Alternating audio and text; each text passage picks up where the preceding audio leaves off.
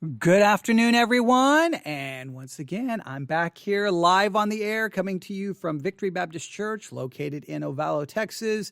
Today is Sunday, September the 27th, 2020. It is currently 3:44 p.m. Central Time. A reminder at 5 p.m. or somewhat close to 5 p.m. Maybe I will start even earlier. Somewhere leading up to 5 p.m., you just need to be paying close attention. Sometime between right now and 5 p.m., I will be turning on the microphone, hitting the big red go live button, and I will be doing a detailed review and an analysis of Jonathan Cahn's message that he gave yesterday at the big event in Washington called The Return. He gave his keynote address, which was a prophetic word to America. And we're going to be reviewing the entire message. I'm going to be offering analysis. I'm going to try to be fair. I'm going to try to be biblical, and we're going to work through it. It may take it may take a long time. I want to finish it in one message because I don't want to drag it out. I want to get to it and be done with it, because by Monday, there's going to be other issues to talk about. By Monday, there's going to be new issues to discuss. And I've got other things to obviously work on. Genesis 7 for the BBC Bible Institute podcast. Thomas Aquinas on the imitation of Christ, Proverbs chapter 5. We've got a lot of things to work on, so I don't want to turn it into, in 2027, I'm still dealing with what Jonathan Cahn said at the Return event in Washington, D.C. in September of 2020. Okay, I've got to move on. So we're going to focus on that, and we're going to try to accomplish that this afternoon. So be ready. But in the meantime, I have something else to talk to you about. And this is a good example. The success of any podcast is completely determined by the listeners, right? The listeners are the ones who obviously listen. They're the ones who share the program. They're the ones who give you a 5-star rating, say on Apple Podcasts. They're the ones who write the review, and those 5-star reviews and those 5-star ratings and those reviews are critical. The more reviews and the more ratings you have, the more likely your podcast is going to be seen by other people. The more times they stream and download your content, the greater chance you're going to show up on one of the podcast charts. You get on the podcast charts, other people see you on the chart, and they have a greater chance of checking your podcast out and listening to you. They're the ones who may email, a podcast app and go, hey, you should have this podcast on there if you're not on a podcast app. Now, I've done all of that work, and there's only one podcast app we can't get on right now, and that's the Christian podcast app, Edify. I've sent them 12 messages, 12 emails in the last in the last week, and I've yet to get a reply. I do not know what's going on. We're on every podcasting platform on the earth, but we can't get on a Christian one. And they've not said, well, we don't like your content. I mean, I've listened to some of the things on their podcast. I'll have to play one for you. It's really sad. It really is. And if I do play it for you later, I'm not going to play it in order to mock, but I just want you to hear, if that can be on a Christian podcast app and we cannot, then I give up. It's just so weird that we just can't get on. I don't understand. I don't know what I did. I don't know who I ticked off. I don't know, but it's weird. So, but it's your listeners who help you with that. It's your listeners who give you thumbs up on YouTube. They're the listeners who write positive comments on YouTube, who listen. Like the more streams you get, the more downloads you get, the more your podcast gets recognized. So it's the listeners. I can't survive without the listeners, or I'm just talking into myself. Is another thing that helps podcasts is listener feedback that's positive, encouraging. Look, you can sit there and talk in a microphone for hour after hour after hour after hour. I'm here in an empty room, just talking. When it's all said and done, it's kind of like, okay, well, 4 hours of talking. You have no idea what happened. You don't know if anything. When you get that email that says, hey, man, that was really good, then you know what happens? You're like, whoa, I want to go. Like, you literally want to get back in the car. It could be 2 a.m. and I get an email going, man, that was amazing. That was a great episode. I literally just want to say, you know what? Forget sleep. Get back in the car, drive back, turn on the microphone, because it encourages you to do more. So that encouragement does well. And another, especially for a podcast like mine, where we cover so many issues, the listeners are sometimes the eyes and ears of the podcaster. The podcaster is the mouth. I do the talking. Sometimes I have to rely on what you see, what you hear out there, and then you bring it to my attention. I'm like, oh, okay, let's talk about that. So this is a situation where a listener sent me an email containing information that I had not seen. And now I'm like, okay, I wish I would have seen this earlier. We need to talk about it. Now, I have to give a warning here. This is going to be controversial. This is going to make some people angry. But you got to hear me out. You got to hear everything I'm going to say. I want to make this very clear. This is not an attack upon an individual. This is an attack upon inconsistency and wrong thinking that is prevalent within the body of Christ right now. Because of everything happening in our world, Christianity is not demonstrating that we're being as wise as a serpent and harmless as a dove, that we're exercising biblical wisdom. There is a way of thinking that has infiltrated Christianity right now, and I have to attack the thinking. Even though this is going to be coming from an individual, and an individual's name is associated with it, this goes deeper than the individual. This is not personal. It's not about the person. It's about the thinking that this person is demonstrating that needs to be rebuked and discussed. All right? Another warning. I have not been able to independently 100% confirm all of this information. All right? So I've not been able to independently verify this information. Confirm that it's 100% accurate. That's why in the title of this podcast episode, I have a question mark.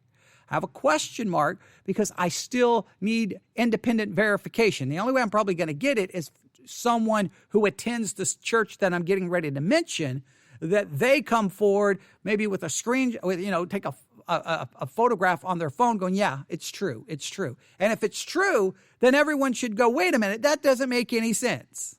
All right. So I hope you're with me. Now, here we go. Since COVID-19 began to spread around the world and all of the lockdowns and all the consequences that have come with it, two streams of thinking has infiltrated the Christian world. And these two streams basically go like this. Stream number one, there is no pandemic.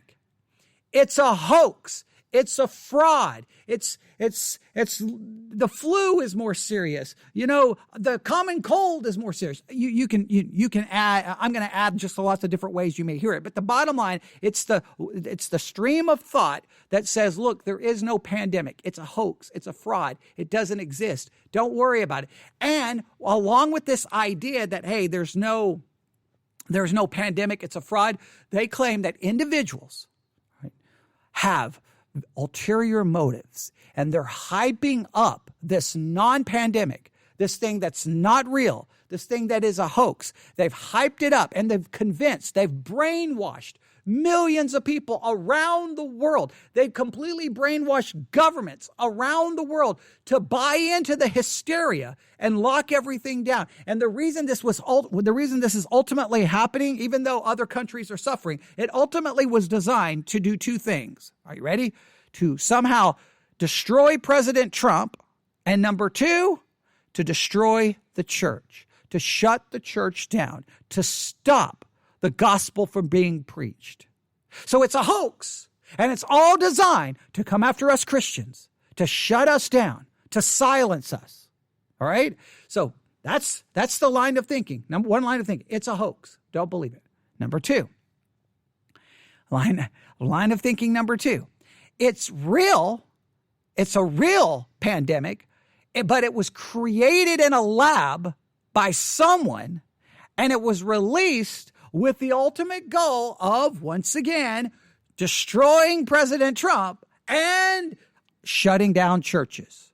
So you got one line of thinking, it's a hoax, but it's being hyped up and people are being brainwashed and deceived. And to do what? Hurt Trump, stop him from being reelected, whatever, and go after churches. No, it's real, but it was created in a lab and it was released in order to do what? Stop Trump and hurt churches. That is a stream of thinking that is, I've heard on Christian radio, I've heard preached from pulpits, I've heard Christians state, and you're just sitting there going, how did we get here? How did we get here? All right? So it's a hoax or it's real. But the bottom line, it's all designed to come after you and me, to shut the churches down, because the government, they hate us. They hate the gospel. They want to silence us. They want to bring an end to Christianity. Now, I think if someone brings an end to Christianity, it's going to be Christians that bring an end to Christianity, because our compromise and what we've done. I think the greatest threat to Christianity is not from outside the church, it's inside the church. The greatest threat to Christianity are not those outside the walls of the church, but it's those sitting in the pews inside the church. All right, don't even get me started there, okay? But those are the two streams of thinking.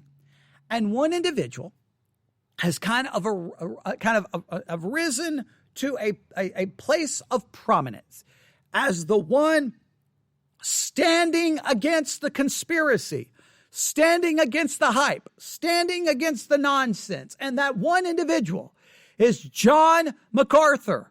John MacArthur has now been risen to the place to stand. And I've seen it message.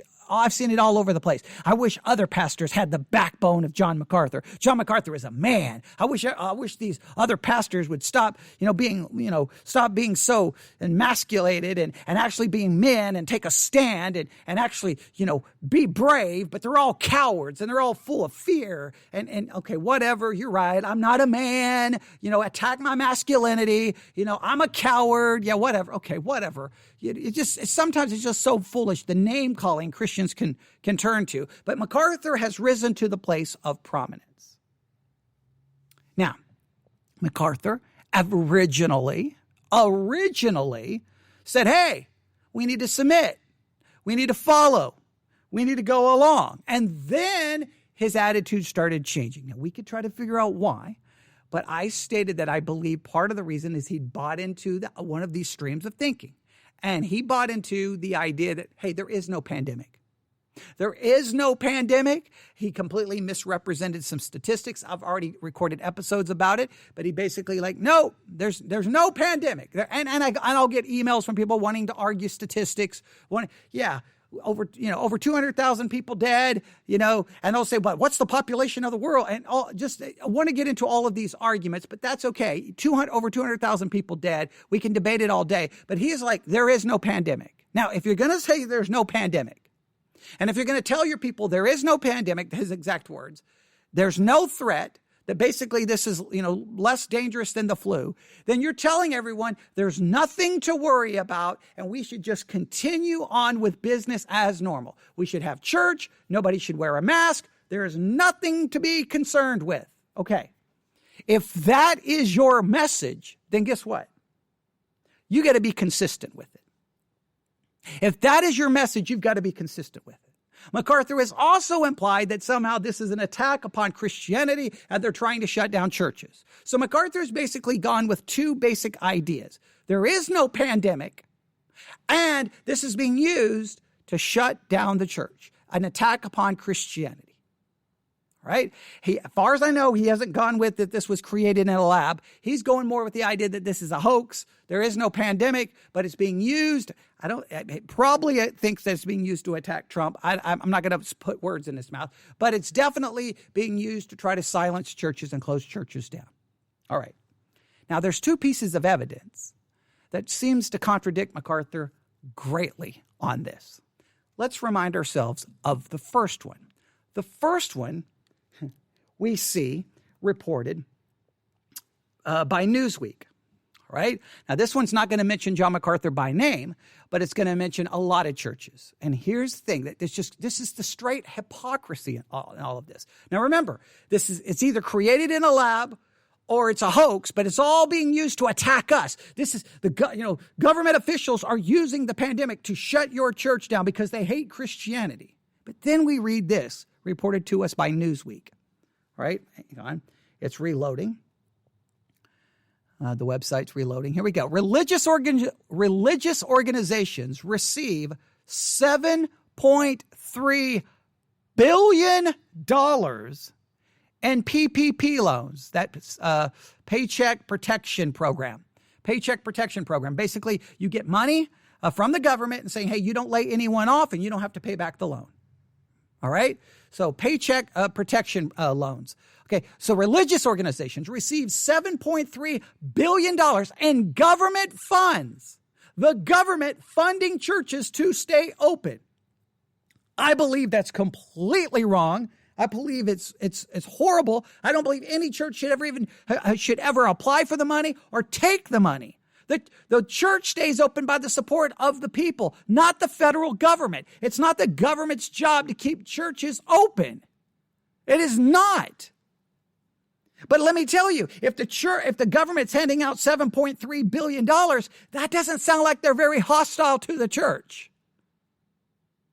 If they're giving you $7.3 billion so that you don't have to lay off any of your staff and you can keep all the people on staff, that's going to keep your church afloat. That is wrong in every way possible. All right. That's my iPad playing a news story. All right. That's just completely like you can't have it both ways. The government's out to get us. Okay. And hey, in other news, $7.3 billion were handed to religious organizations. Well, which is it? Does the government want to shut us down, or is the government trying to keep churches going? 7.3 to me is proof that all the conspiracy theories that Christians are spouting is just not true. Here's the story. Religious organizations receive $7.3 billion in PPP loans. Megachurches amass millions. Religious organizations across the United States has received at least $7.3 billion in federal rescue package loans, with evangelical leaders tied to President Trump and megachurches tied to scandals pulling in some of the largest payouts. Treasury Department data released Monday shows that religious organizations ranging from nearly 10,000 Catholic churches to other groups received 88,411 Paycheck Protection Program loans since the program began. Several churches affiliated with outspoken Trump supporters and close associates amassed at least $17.3 million in loans and intended to help small businesses and nonprofits retain workers. Now, it's intended to help small businesses and nonprofits to retain workers. But the bottom line is churches took money from the federal government to help them stay open and to keep their staff on the payroll. That's not how it works when the government's trying to shut the church down. That's not how it works. They're like, we're not going to give you any money. We're going to shut you down. We're not going to give you any money. And then you're going to collapse because you're going to have to lay everyone off. You're not going to be able to pay your bills. And we got rid of Christianity. We did it. No, that's the evil villain doesn't say, here's $17.3 billion to stay open, but we really want you to close down. It'd be like, I'll give you $17.3 billion if you close your doors and burn your buildings to the ground. That's how the villain would work. All right. Now, so you say, what does that have to do with John MacArthur? Oh, well, here's the thing with John MacArthur. Listen to this article. John MacArthur flirts with PPP millions, yet preaches government defiance. So MacArthur is all over Fox News and all over news things. We're going to stand against the government. Yeah, the same government you're willing to, take some money from.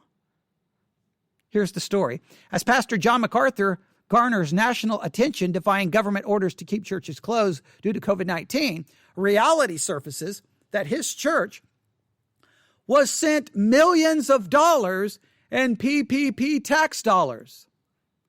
So that he received millions. Now, yes, I've already reported on this. He did send it back, but they had to apply for it.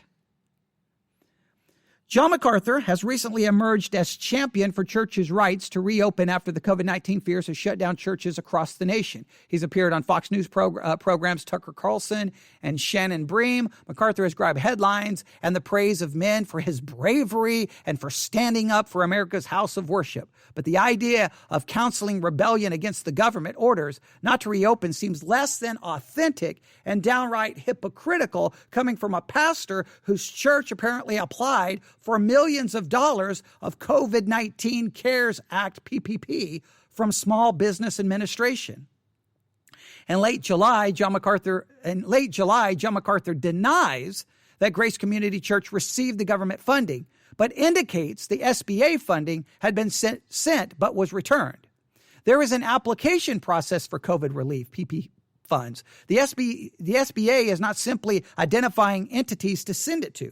MacArthur seems confused on many levels about how the process works, how Grace Community Church was sent the funding, and even about the deficit spending of future tax dollars in the COVID bailout funding. We now look deeper into the facts. And then they go on and talk about everything that happened. They ultimately, and again, I received a file from Phil Johnson, who's associated with Grace Community Church and Grace to You, and he sent me a PDF file saying they sent it back. But this is what they never explained. Why did they apply for it in the first place? Well, we thought we would just, we thought we would jump out and fill out the application because we didn't know. Basically, the way the file I received basically explains it. We didn't really know all the ins and outs of how the program worked, but we immediately put in the application because, we wanted some of the money. They didn't come out and say that, but, we didn't know how it all worked, but we filled out an application. And then once we realized that there could be lots of strings attached to the money, we decided to send it back. But the point is, you're out there acting like the government is against you. The government sent you millions of dollars. So they aren't out against you. Okay. Like you can't say they're out to persecute me. Oh, but they handed us millions of dollars. But hey, we sent it back. Okay. Congratulations. You sent it back. Why did you apply for it in the first place? Why were you looking for the government to help maintain Grace Community Church and its staff? The church is to be supported by its people. Why didn't you bring it to the people and say, hey, we need money? If we don't get money, we're going to have to lay people off. No, so here's the thing. This is what to me is the weird timeline. MacArthur says, hey, we should submit. Then he starts changing his tune. At some point, they apply for all this $1 million or more, $1 million plus. They get the money, but then they realize, wait, there's lots of strings attached. They send the money back, and it seems sometime after sending the money back, then all of a sudden, MacArthur has an epiphany that the whole thing's a hoax, the whole thing's a fraud, so we got to open up the doors and get people in. Wait, did you need the people in because it's a hoax and you want to preach the gospel, or because you need money? Now, you can call me you can say that that's being, that I'm being too mean there, but just the timeline. Hey, first submit, then later on, and they apply for money, get money, realize there could be some strings here attached to it that they don't like, and it makes them nervous. They send the money back, and after they send the money back, voila, the whole thing's a hoax. Open the doors, bring everyone in, and oh yeah, let's pass that offering plate. I mean, come on, you've got to at least be a little cynical and a little skeptical here, okay? So there's one issue, right? So MacArthur, hey, it's a government shutdown. The government's trying to do this, but then he's playing all nice and cozy with the government. I'm not getting how it can be both. But there's now another piece of evidence here that even adds more confusion. Now, this one we can't confirm. We can confirm that they did receive the money because I looked on the government site for those churches that received a PPP loan, and Grace Community Church did receive one. And I can't remember how much money they received. I could look it up again. Let me see here. I don't know if they have the link here in this. Let's see here. They received, the loan amount was between $1 and $2 million. Yes. And it supposedly retained 264 jobs. And the lender was MUFG Union Bank National Association. I have it right here. All right. And I've got the link right here to the government site. So they received between $1 and $2 million of tax money in order to try to maintain the church. They did send it back, but that's not a government. You got to at least say, hey, the government's really been nice to us. I mean, they were going to give us between $1 and $2 million. I mean, they're really not out to get us. We're not at war with the government. Now, of course you're not. Okay. Now, here's the next piece of information. This was sent to me by a listener today. And again, I cannot independently verify this. I cannot independently confirm this. So we'll have to do more research. But this is what we know. Despite indoor services, Grace Community Church doesn't want to get sued if you get COVID-19 at the church. Now, wait a minute. Why would they be worried about getting sued if someone caught COVID-19 at their church? Because there is no pandemic. There's nothing to be afraid of. There's nothing to be worried about. We're not going to make masks mandatory. So how can you say, hey, there's nothing to worry about, but then say, wait a minute, we don't want to get sued if you get COVID? How can you get COVID in the middle of a fake pandemic? There's a screenshot here that reads, waiver of liability and covenant not to sue. Notice, this is legally binding agreement. Please read carefully. This is what it says.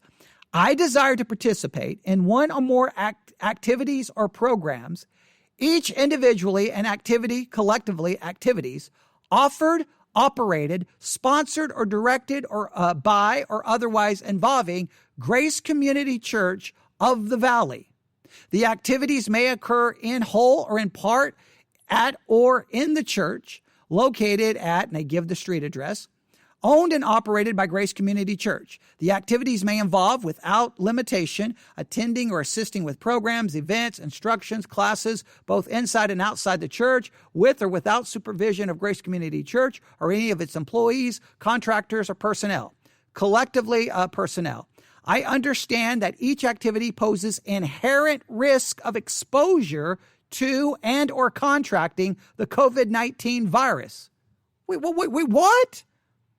So the person attending or whoever this goes to, they have to acknowledge that each activity poses an inherent risk of exposure to the COVID-19 virus. That MacArthur said is there is no pandemic. There's no pandemic, then there's no inherent risk. And it says that I acknowledge this with full knowledge and understanding of these risks, and in consideration of my use of the church and participation activities, I acknowledge and agree as follows. So you're making an agreement that you're not going to sue the church, and that you understand there's an inherent risk after MacArthur stood in the pulpit and said there's no pandemic and completely misrepresented the CDC findings. Now, come on, this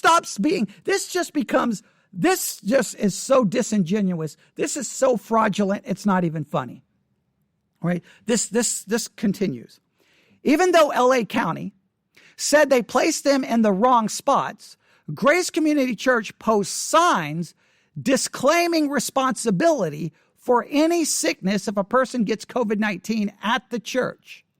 Given this disclaimer, it is not surprising that persons who say they attend Grace say they have to sign a COVID-19 waiver if they want to volunteer at the church. So and let me post the link, okay?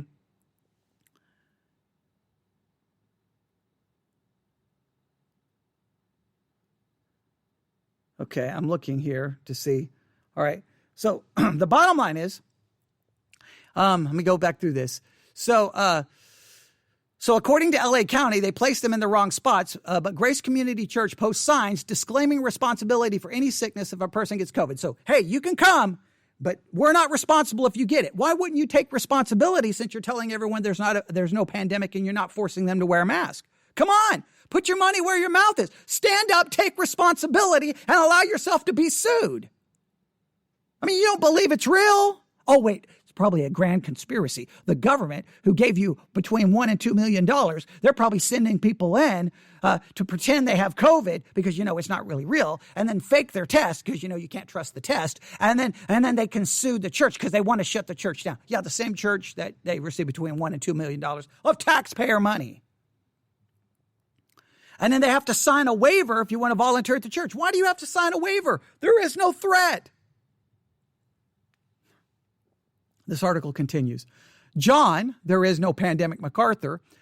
John, there is no pandemic MacArthur's church, requires a waiver from people who serve according to 3 sources who sent me copies of what they say members and staff are required to sign in order to work or volunteer at the church. Last week, I sent the waiver to the public relations firm representing the church with a request for confirmation and a comment, but did not get any response. What? Are you telling me Grace Community Church did not respond to you? No way. I can't believe that. I'm shocked. No, I know how a lot of big churches do that when you contact them and they won't respond to you. I've sent countless emails to big churches and don't even get the time of day. Yeah, and I could tell you a time where I sent them an email and asked a question. I didn't get a reply. I sent another email saying I'm looking to make a donation to the church and received a reply in 30 seconds. Yeah. Now, I'm not saying that was right to do, but I'm just saying it just kind of shows you sometimes the way things work. The full waiver is linked above and provided below, but at least one point is worth mentioning.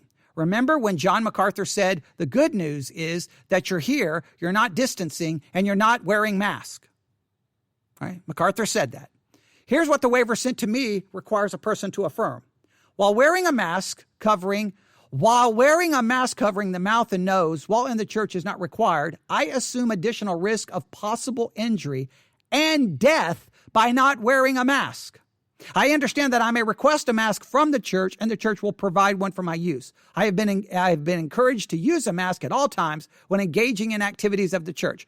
So wait, you've been encouraged while MacArthur stood in the pulpit and said, the good news is that you're here, you're not distancing, and you're not wearing masks. He should be saying, no, everyone here needs to wear a mask. This is double speak. This is what corporations do. They say one thing while they're doing another to protect themselves. This person says, I'm not a lawyer, but if I wanted to challenge this waiver, John MacArthur's words in church would be Exhibit A. Furthermore, during the weeks that Grace has been meeting, no one on camera has worn a mask and no one has been encouraged to wear a mask. No social distancing has been observed. Here is the waiver of liability. And then they have the entire waiver here, the entire waiver of liability. Now, if this waiver is legit, and if this is legit, then I'm sorry, there's another form of hypocrisy on MacArthur's part. Now, one, it's hypocrisy to act like the government's out to get you when the government sent you between $1 and $2 million. And then once you send it back because you're like, oh, there may be some strings attached here, then magically you declared that there's no pandemic and want everyone in the church. Yeah, everyone in the church to give you some money. Now, maybe MacArthur has completely stopped all giving and that nobody's giving and they're not passing the offering plate and they're discouraging people to give. Maybe they don't want any money. Maybe I'm completely misrepresenting it. There's always the chance that I could be wrong. Now, I'm in a little middle church in nowhere, Texas. If anybody needs money, we would have needed money, but we're not going to take it from the government. And I can tell you this, we did have a service today, just 1 hour, that's it. And we didn't pass the offering plate. Didn't even mention an offering. Didn't tell anyone to put money anywhere. Didn't even think about it. There's plenty of small churches that are struggling. But you got to be honest. You got to be consistent. If you don't believe there's a pandemic, then okay, no waiver. Don't have anyone sign a waiver. Accept the legal possible look, if you don't believe there's a pandemic and you don't believe there's a threat and you don't believe there's a concern, then look, I get so sick of this. If you shut the church down, then how come you have no faith? How come you have no faith? You're living in fear and not in faith. But you can be MacArthur and be like, look how brave he is. Look how courageous he is. He's standing against the hysteria. Well, if he's so brave and courageous, then don't have anyone sign a waiver. And if someone catches COVID and someone dies, they sue you for everything you have. You accept the responsibility. Show your courage and show your bravery. Oh, so courageous. But hey, we need you to fill out a waiver here. We need you to sign a waiver. We need you to understand that, hey, you're taking a risk of possible sickness and death by coming here and by not wearing a mask. And that everyone's encouraged to wear a mask, even though, we're not going to actually, say that from the pulpit. But, but because we don't actually believe it's real. But hey, just in case, even though this non-real pandemic, just because, possibly this non-real pandemic could make someone sick and die, we're going to make sure we got some legal legal protection because we don't want to be sued. If that's not disingenuous and just dirty, that's like lawyers talk. That's like corporation talk. That's not church. Come on. You're looking to protect yourself. Well, if you're so worried about protecting yourself, Grace Community Church, why don't you show that same concern about protecting other people in the community and in the church there? That's just so messed up. That would be like, okay, everyone. Hey, everyone at Victory Baptist Church. The pandemic is over. There is no pandemic. We're going to start meeting we're going to meet for Sunday school, Sunday morning, Sunday night, and Wednesday. However, you're going to have to understand you're accepting responsibility for getting sick. And if you get sick and die, it's not my fault. It's going to be on you. We're not taking it. You can't see how that's not a shepherd. That's not godly. Now, maybe this is not true. I'm going to hope and pray that it's not true, that Grace Community Church would not do anything like that, that MacArthur would not allow that to happen, and that MacArthur would take responsibility. And if someone got sick, that MacArthur and the Grace Community Church would step up, pay their medical bills, help them, and take care of them since they put them at risk by telling them, hey, come to church and we're glad you're here, not wearing a mask and not social distancing, clearly encouraging the not wearing of a mask and not social distancing. They would then take the responsibility to care for them, pay their salary if they miss work, pay for the funeral if someone dies, because, they got millions and millions of dollars like that. But if this is true, then that is downright messed up. And I want you to just see, you can't act like the government's trying to shut you down. If initially you applied for a government loan and you got between $1 and $2 million issued by a specific bank, and it's on government websites so that people can look it up. Now, what I'm going to do is I'm going to post this entire waiver on the theologycentral.net blog. Go to theologycentral.net, the blog section. I'll have to do it here in a minute. I got a lot of other things to do. I'll get that posted. I'm losing my voice, and I got to save it for the big thing coming up, our review of Jonathan Cahn's message from the return. I'm trying not to lose my voice, but I've got very little water left. I may have to go walk around the building and find me another bottle of water somewhere. There's got to be a bottle of water somewhere in this building. And you say, well, why don't you just go get another one? I'm in the middle of nowhere. There's no water. There's no stores. There's not even a traffic light, okay? There's nothing. There's a stray dog that keeps running around. There's a stray dog who he's going to get hit on this highway. I don't know where the dog's owner is, but that's a whole different story. I'm just saying all that so I can keep drinking water. No, in all seriousness, though. The church is playing really, really weird games with the COVID-19 situation. It's like on one hand, we want to use this as an opportunity to play the victim and that everyone's out to get us. At the same time, we got a handout taking money from the government. We say COVID is not real, that we want liability waivers to make sure that we can't be sued for it. It's like so if you believe that there's a threat. So you know what? If that waiver is true, let me make this very clear. If that waiver is true, then I want you to hear what I'm about to say. If that waiver is true, then MacArthur has to explain something. Either he's lying when he says that there's a possible risk of infection and sickness and death. Like, let me go back to that waiver. I just thought about this.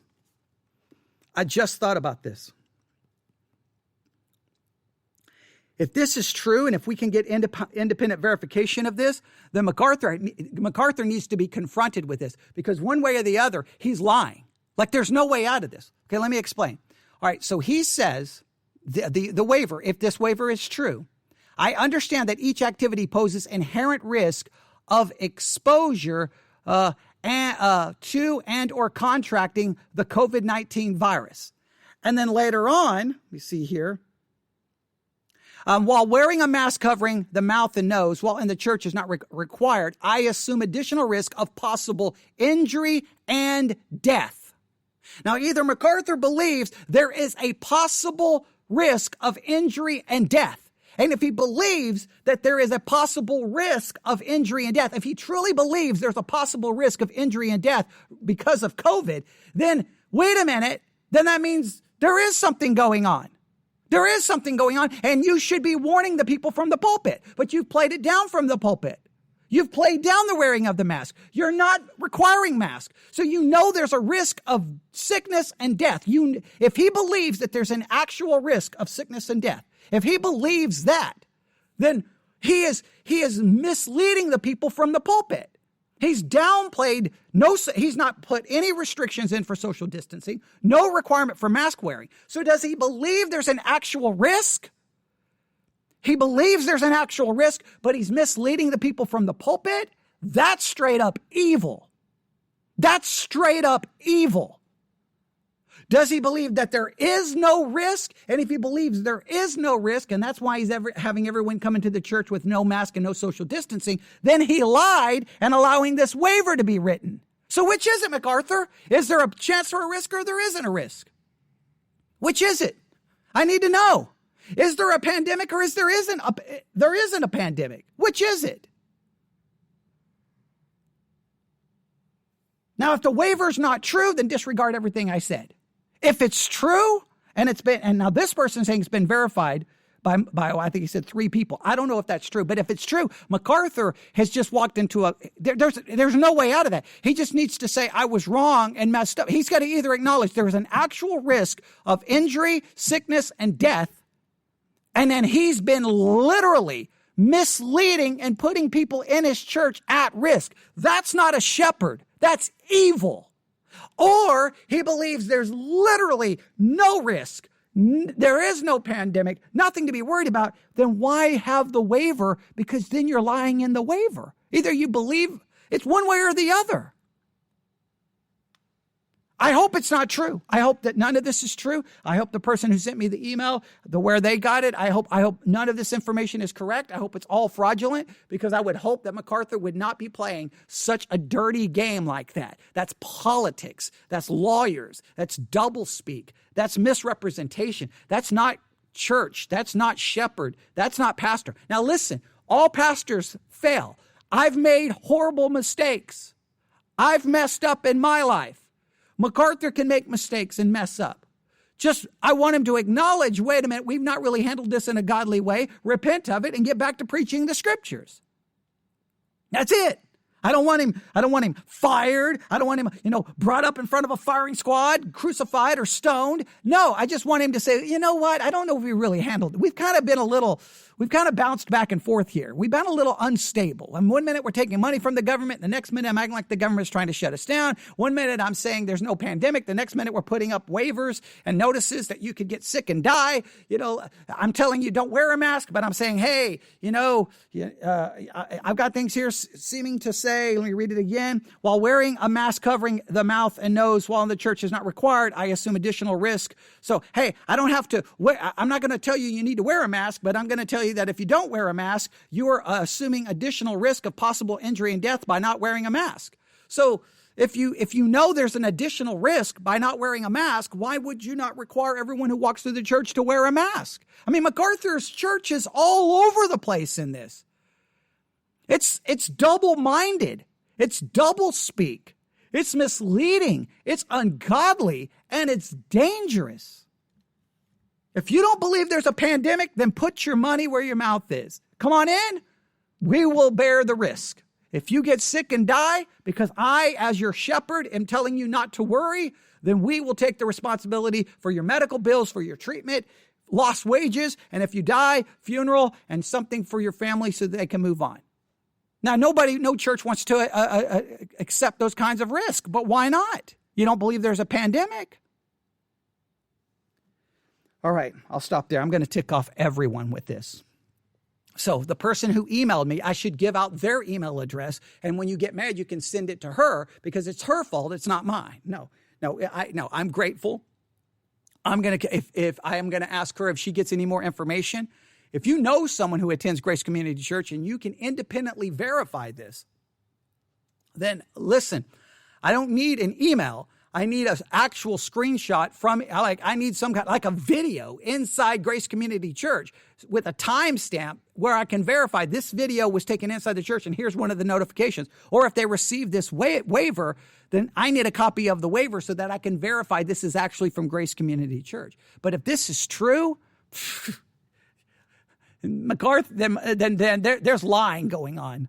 They're going whichever direction you go, there's lying. All right, I'll stop right there. Email me at newsif@yahoo.com, newsif@yahoo.com, newsif@yahoo.com. Not what I wanted to talk about today, but again, this proves this is the wackiness going on within Christianity. All right, I'll stop right there. All right, everyone have a great day. I'll be back on the air, hopefully here shortly. God bless.